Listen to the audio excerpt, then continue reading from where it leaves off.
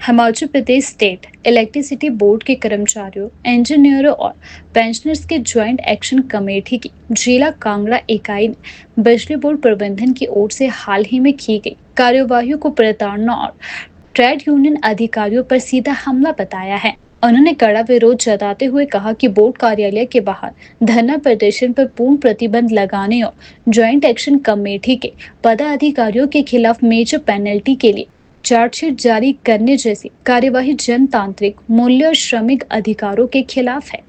पदाधिकारियों ने आरोप लगाया है कि यह कार्यवाही पूरी तरह बदले की भावना से प्रेरित है, जो बोर्ड में व्यापक भ्रष्टाचार पर सवाल उठाने और उसे रोकने की मांग करने के कारण की गई।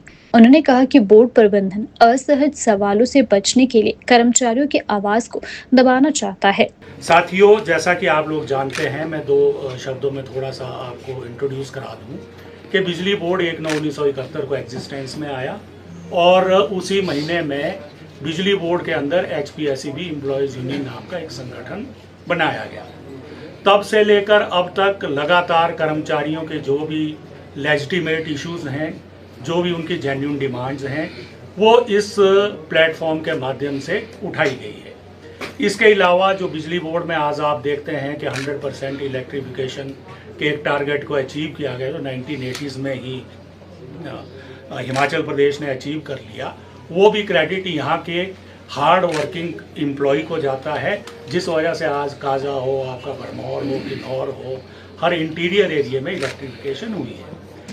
ये जो रिसेंट जो हमारा ये प्रोटेस्ट शुरू हुआ है साथियों, आप सभी लोग इससे भली भांति परिचित हैं कि हिमाचल प्रदेश के अंदर हमने पूर्व सरकार के खिलाफ पुरानी पेंशन बहाली का एक मसला उठाया, जिसमें पूरे प्रदेश के तमाम बोर्ड, कॉरपोरेशन और गवर्नमेंट सेक्टर के जो एम्प्लॉयज़ थे, उन लोगों ने सड़कों पर आकर के आंदोलन किया।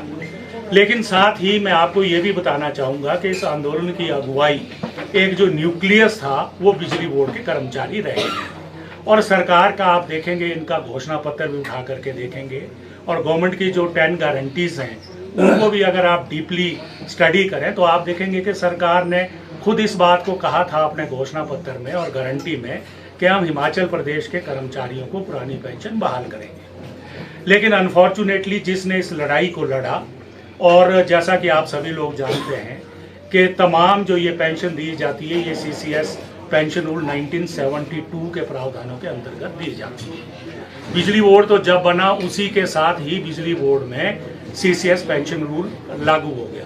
लेकिन हमारे बाद जो छोटी कारपोरेशन, चाहे वो MC हो, आपके दूसरी जो कॉरपोरेशंस हो, जैसे जैसे वो एग्जिस्टेंस में आई तो 90s तक भी इनको OPS में कवर किया गया।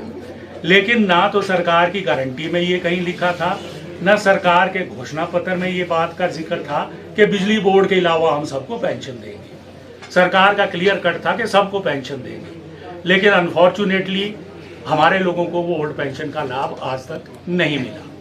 नट शेल में अगर कहा जाए तो जो हमने कैलकुलेट किया है तो हमारे लगभग 6500 कर्मचारी इस वक्त ऐसे हैं जिनको पुरानी पेंशन का लाभ मिलना है।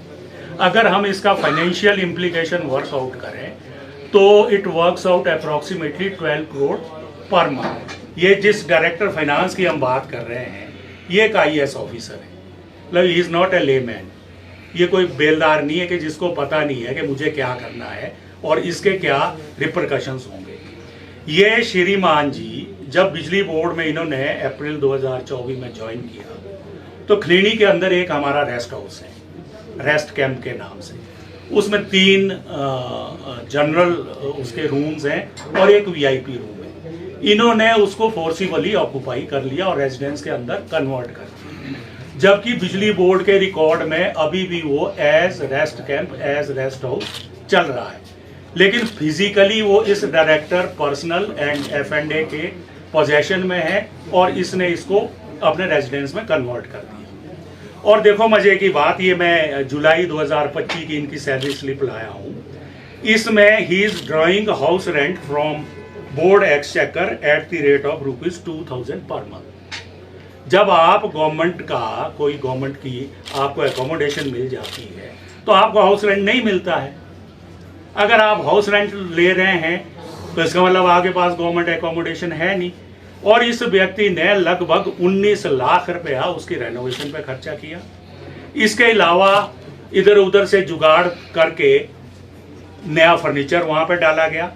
अब जब ये यूनियन ने इसको हाईलाइट किया तो अब हमें पता चला है कि इस महीने से ये कह रहे हैं कि मेरे 36,000 रुपये आप काट। लेकिन साथियों, ये भ्रष्टाचार करने वाले अधिकारी क्या बिजली बोर्ड के अंदर ही भेजने रह गए थे सरकार को?